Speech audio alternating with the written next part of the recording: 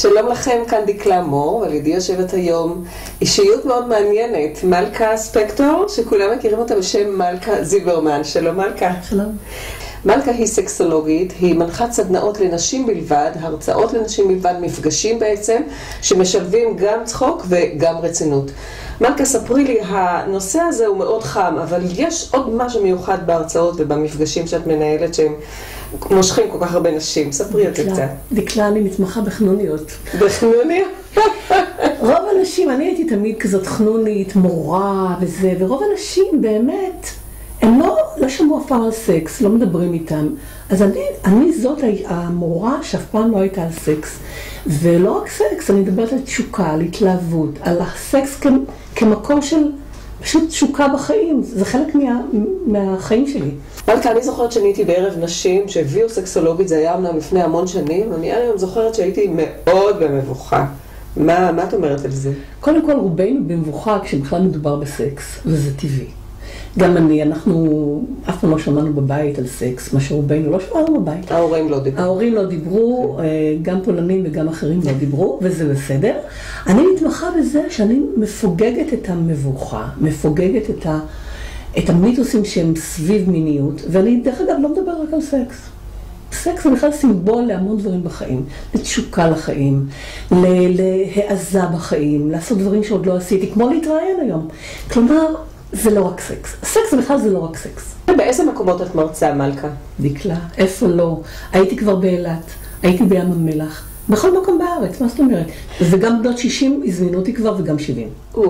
ואיזה תגובות את מקבלת מאנשים אחרי המפגש הזה? זה בעצם לא הרצאה, זה מפגש, אני רואה. בדיוק, אין פה הרצאה, זה תמיד מפגש.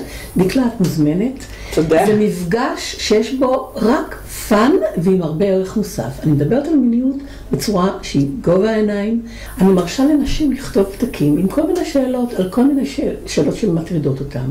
בעילום שם. בעילום שם, שזה בדיוק היופי. ואז אני עונה על כל השאלות, ואז הכל נפתר, ואין מבוכה בכלל. אז איך באמת המבוכה הזאת נפתרת? אני מתארת לסיטואציה, נשים באות, הן לא יודעות מה יהיה, הן נבוכות, הן סגורות. איך זה קורה בשטח? בשטח, קודם כל זה מתחיל בטלפון, אני מרגיעה אותך בטלפון, אני אומרת בדיוק מה יהיה.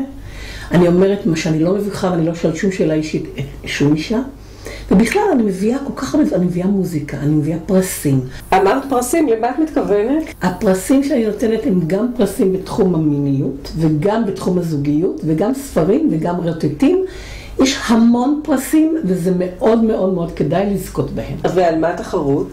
הסיפור הנועז, או הסיפור המצחיק. הסיפור הנועז או המצחיק? את יכולה גם להגיד סיפור מצחיק, ואם הוא אמיתי, את תקבלי פרס. נראה לי שצריך לחתום על הסכם סודיות לפני שבאים למפגש כזה, לא? מה ששמעת אצל מלכה נשאר אצל מלכה, אנחנו לא מגלות. ואנשים יודעות שמה שבמפגש נשאר במפגש. בוודאי, בוודאי.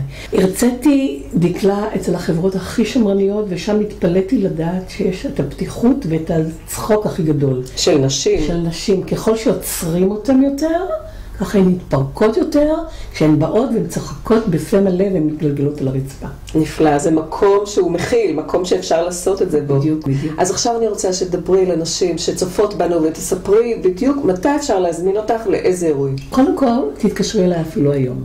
ועכשיו, אל תהססי, אני תמיד אענה על כל השאלות, אני תמיד אצחיק אותך, אני תמיד תרגישי בבית. שנית, אני לא יקרנית, ואני אומרת את זה בפה מלא. תתקשרי אליי ותראי שהכל מסתדר, אני באה לכל מקום ואני באה בכיף, וזה מה שמשנה את העניין. ואיזה אירוע? יום נישואים, יום גירושים, יום רווקות, לפני נישואים, אחרי נישואים, בזמן יום ההולדת שלך או של מישהו אחר, בכיף. גם חיילות. סקס בסופו של דבר בשבילך זה משהו מצחיק או משהו רציני? דקלה, את יודעת שסקס זה גם מאוד מאוד רציני, וגם שיא הצחוק. ותזכרי מה שכתוב בתנ"ך, למה צחקה מיכל? כי סקס דבר מצחיק גם. סקס זה גם דבר מצחיק, לא רק רציני. נכון. מצוין. נכון. אז ליצירת קשר עם מלכה זילברמן, מלכה ספקטור, אתם מוזמנות להתקשר עכשיו לטלפון שרשום על המסך או לאימייל, לדבר איתה בטלפון ולהזמין אותה לערבי נשים, לערבי רווקות, לכל מיני אירועים של ימי הולדת, כדי קצת להתבדר, קצת לצחוק, ולא כל החיים זה רצינות אחת גדולה, נכון? נכון. מצוין. תודה רבה לך מלכה ספקטור שהיית איתי כאן היום. תודה. תודה לכם, כאן דקלה מור, להתראות.